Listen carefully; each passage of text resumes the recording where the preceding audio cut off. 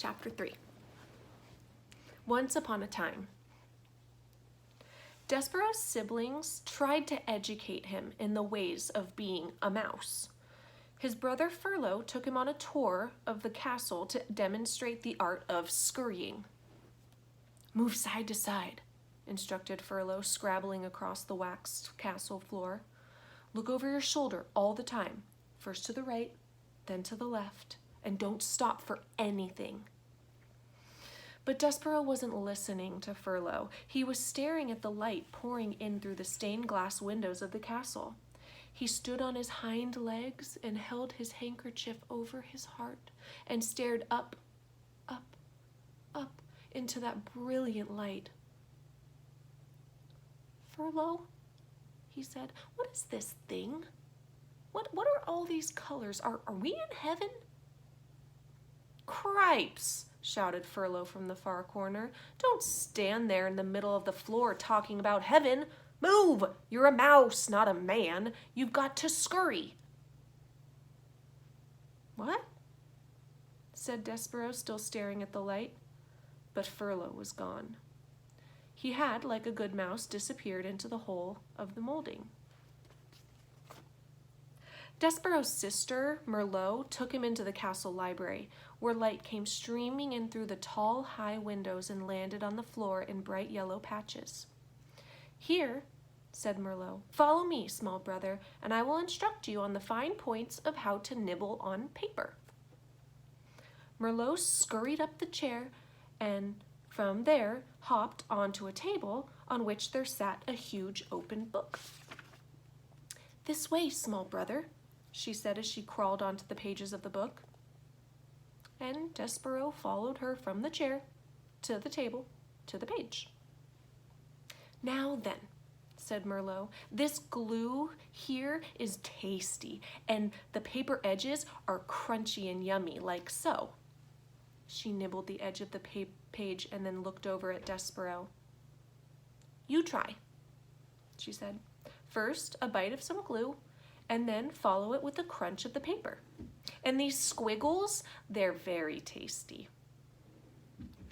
Desperaux looked down at the book, and something remarkable happened. The marks on the pages, the scribbles as Merlot referred to them, arranged themselves into shapes. The shapes arranged themselves into words, and the words spelled out a delicious and wonderful phrase. "Once upon a time." "Once upon a time," whispered Desperaux. "What?" said Merlot.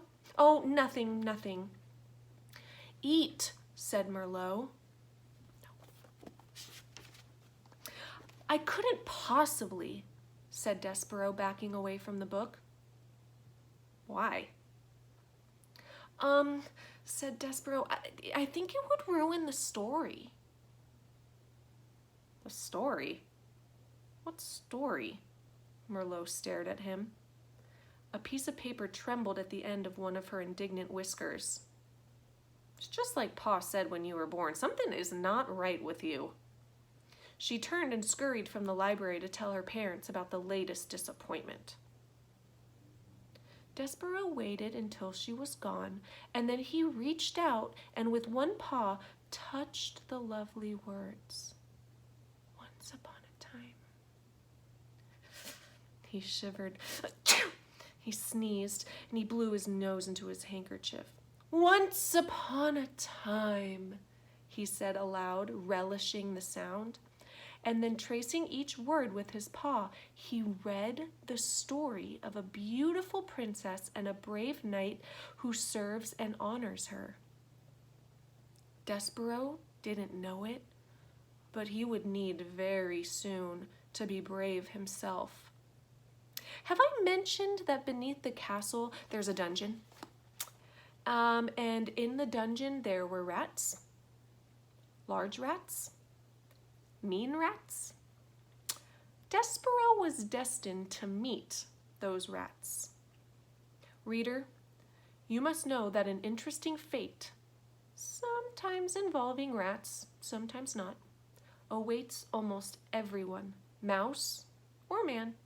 who does not conform.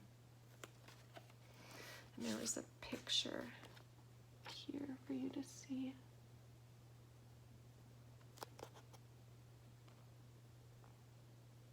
And the caption says, "Once upon a time,"